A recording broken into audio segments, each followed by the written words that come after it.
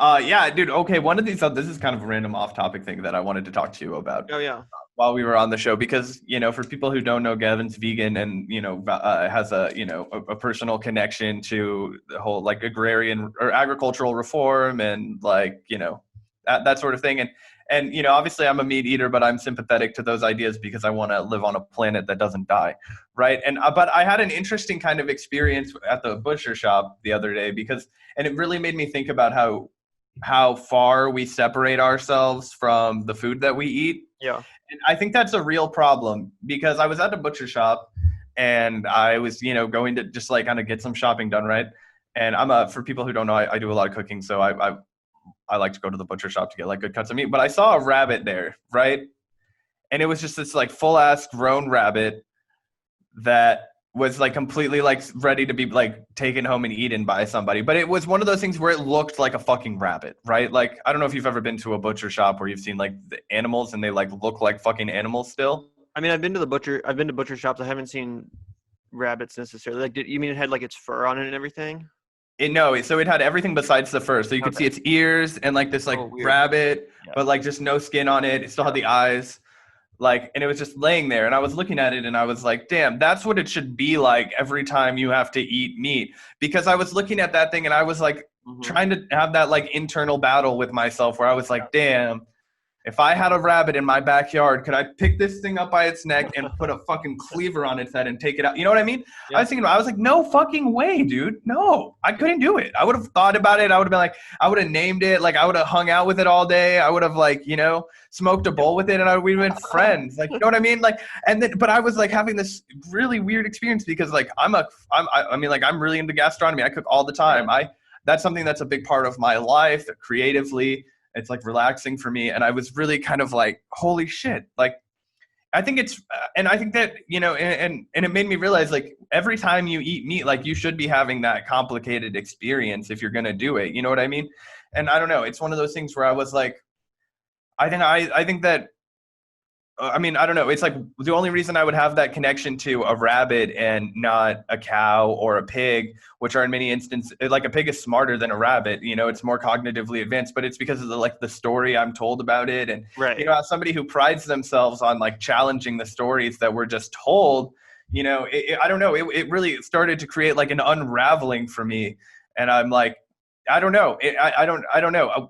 At what point did you start really like kind of like questioning? Obviously, it was at a much earlier age than I am now. But Yeah. just like, what was your process like when you started to be like, this whole like factory farming, like this Yeah. industrial process? Like, Well, that's I don't yeah, know. that's what it is the factory farming for me. And I actually have more respect than a lot of vegans do for, hunters and people that do eat meat on their own terms. I'm not someone that is totally against humans eating meat or consuming it. I'm just against, the industrial agriculture and the industrial farming, factory farming in particular of animals.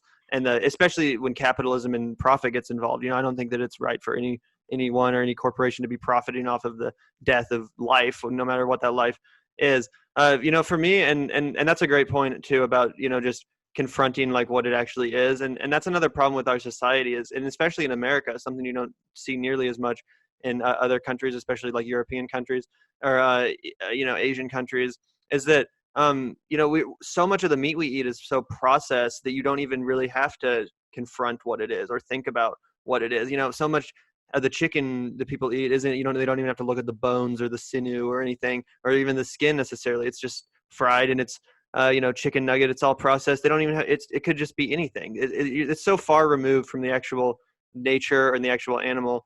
And for me, what ultimately, kind of got me thinking about, stop not eating meats, veganism and stuff is just ultimately when I had this similar realization. I'm like, not only could I kill a cow or a pig or a chicken myself, but if I was in a room with someone who was about to do that, I couldn't even let that happen. Like, not only could I do it, I couldn't even be an onlooker. I Yeah. couldn't even, like, it's to me that I consider that so wrong that it's not even something I could abide by and be in the same room as someone doing it. I mean, and like I said, I'm down with hunting if you're hungry and if you're going to eat meat. I think that's the best way to do it.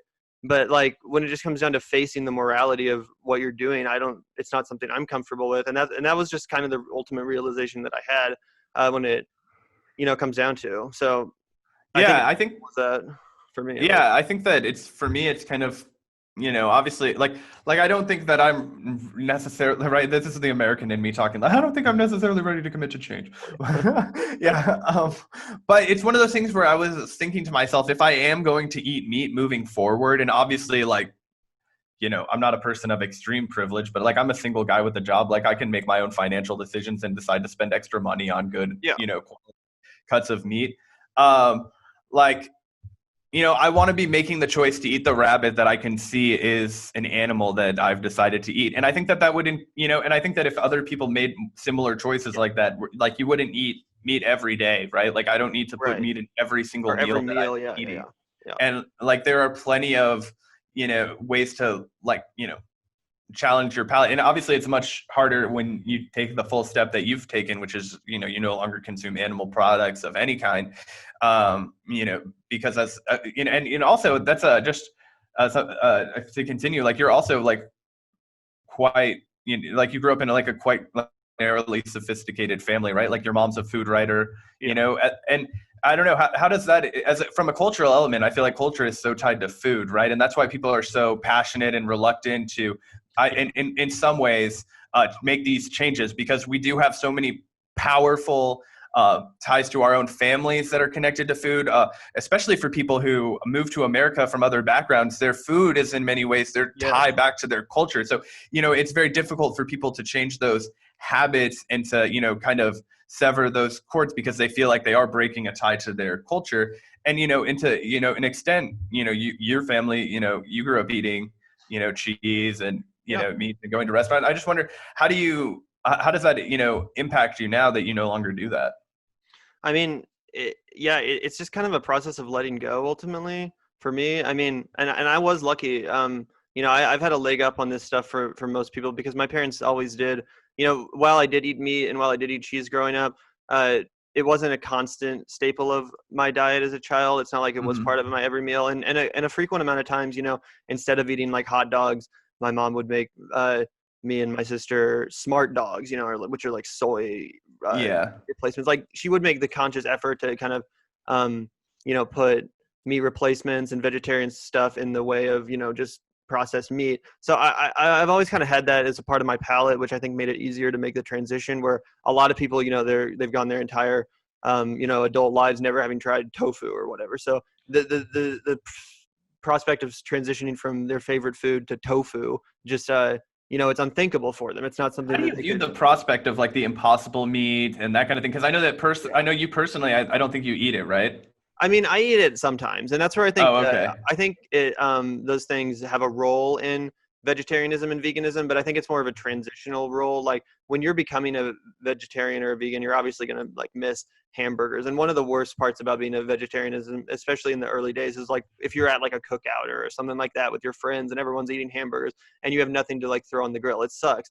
So I think that's really the place for the Impossible To Burger. kind of like get through that Yeah, cultural element, because that's what I yeah, think is hard for a lot of people is that cultural it is. try. It Because is. on top of that, you do have the echo chamber, especially in communities, that are more rural or suburban and not like urban centers where it's relatively common to, have people with dietary Yeah, restrictions, right? Like every time I have a bunch of people over to my house, I know I have to cook, vegetarian or vegan because right. there's going to be multiple people who just don't eat meat or don't eat, dairy or whatever. But in a non-urban setting, that's way less common, and there is a lot of like cultural and societal pressure to like what's wrong, like why do you think you're better than us, like whoa, why are you trying to morally preen. And I think that it's kind of important to try and like create a conversation where like like there isn't that like moral like Yes. authoritative position. It's not soapboxy, which is why I think that your personal position on vegan food consumption is so admirable, because it is so off-putting when people just kind of run at you. And Yeah. and you've been somebody who hasn't eaten meat, I think, since we were like actual children, like 15 or Yeah. 16. It's been a while Like, now, for sure. And yeah, yeah. it's always been my consistent position that it's like this was something that I had to come to on my own. No one like I wasn't shamed into becoming a vegetarian, so I don't think that's going to work for anyone else. I've never thought that is a smart approach for anything in life, whether it's politics or um, dietary stuff. I mean, no, shaming is like the literally the worst way to get anyone to come to your position on anything. And Mhm. for me, it's just kind of like part of the reason I became a vegetarian and ultimately a vegan is just too because I saw the positive change that it had affected in other people's lives. And, that kind of like positive energy is ultimately, I think, the most attractive part about it for so many people. They see other people that have adopted the lifestyle and they realize that it's not, not all vegans and vegetarians are like emaciated and tired and weak and all of these stereotypes. And Yeah. they realize it's a viable, healthy diet. And that's another thing with the Impossible meat is that it wasn't even until recently that I decided that I want to make a conscious effort to truly eat healthier in addition to eating, vegan. So the Impossible Burger is good because, not all vegetarians do really care about health. They just want to, they are just doing it for a moral or ethical reason, but they don't want to stop eating, fast food essentially. So they can still eat unhealthy. They can eat Impossible Burgers and Impossible Nuggets and all this stuff. They just don't have to worry about the ethical thing. But because like I said, not all vegans, not all vegetarians want to be super healthy, eat whole wheat, all this stuff. Now, when you do get more into that stuff, then yeah, you do have to realize that the Impossible meat is terrible for you and it has more sodium in it than actual meat. And I mean, it really is worse for you than actual meat from a health perspective. So there is that. Yeah, that's interesting. We don't really talk about this too much on the show, but I think it's a good segue into this while we're on the topic. Well, what kind of policy reforms would you, as somebody who cares about these kinds of issues, mass industrial farming, what kind of initiatives would you like to see more politicians, adopt in order to combat this, like honestly, like rapacious and unacceptable industry that we've built to feed our people and not to jeopardize the food access that people have and depend on in this country, but how can we reform it to make sure that people are getting good quality food in addition to being sufficiently fed? Because it should also be noted to people that we waste a tremendous, an exorbitant amount of food in this country. Yeah, Literal I think ultimately factory farming has to be banned full stop. Like if we have any chance of saving the planet from the terrible climate effects of factory farming, which is methane productions, which is deforestation. A lot of the deforestation in the Amazon is not just for paper, but it's also to continually keep clearing that land for more cattle herding and cattle raising. And then after the cattle raising on that land is done, that land is basically dead. They can't use it anymore because it's been so trodden on and destroyed. Well, that's why Bolsonaro is committed to basically fucking eradicating the entire Amazon forest. That's why Brazil is the #1 producer of beef. So it's destroying the Amazon. It's releasing unsustainable amount of methane into the air. It is honestly pretty much the #1 biggest cause of climate change in the earth, which is something that almost no one likes to talk about or discuss. More so? You think it's more so than the petroleum industry? Arguably, yeah. Really? Yeah. Are there studies to look into? I'm not challenging you. I'm I have seen studies. Yeah, I can't obviously off the top of your head. Yeah, sure. Yeah. I can look it up though. I mean, I don't want to be spreading misinformation, but I have heard that. Anyway, and then the other argument that I think is super valid and not repped enough is just that isn't it a little bit hypocritical that in this country you can go to jail for torturing and killing a dog, but you can't face any criminal repercussions for factory farming millions of animals brutally. You're quite right. We should legalize animal abuse and regain our freedom. Well, that's the thing is that it's like people laugh at PETA and vegans when they use the term speciesism because it sounds dumb and it makes people think they're comparing animal rights issues to racism and issues human suffering. Like human suffering, sure, but it is true that speciesism does exist because we do as a society value a dog or a cat, these animals which I said, or a rabbit, right? Like I was thinking about that. Yeah. Where it's literally illegal to harm these animals to animal cruelty, but then other animals like cows, pigs, chickens, whatever, it's not only legal to torture and kill them, it's something that you can, build for profit. Build an entire industry and wealth upon. Yeah, that's interesting. It's something that I don't know we haven't really delving into on the podcast yet, but I think we should definitely get into more on the future, and we'll definitely have some guests on the show coming up too. Yeah, there's a couple guests I've wanted to talk to, including the filmmakers behind this one great documentary called Dominion, which was filmed in Australia, and it's narrated by Joaquin Phoenix in addition to a few other voices in the animal. Didn't he make his speech when he won for the Joker about animal rights? Yeah, he talked about basically the milk industry and how gross it is and how horrible it is. But yeah, Dominion is a great film that's almost entirely comprised of drone footage that was basically obtained not completely legally. You know, it was like activists went in with, you know, hidden cameras to get this stuff. And and like I said, it's mainly in Australia, which is fucked up because Australia is not even as bad as the U.S., let alone, you know, China or any of these, a lot of other bigger countries. But it really does show the horrific conditions in slaughterhouses and in the meat industry that, you know, a light has never shined. And yeah, because of the ad gag laws in America, it's literally illegal to film inside slaughterhouses and stuff. So it's a great documentary about that, and it goes into all sectors of the, you know, animal rights advocacy and stuff. So I'm trying to get the filmmakers of that on our podcast to talk to. I think that would be a really good conversation. Yeah, that'd be dope. We look forward to it. If you're out there, Yeah. come on our show.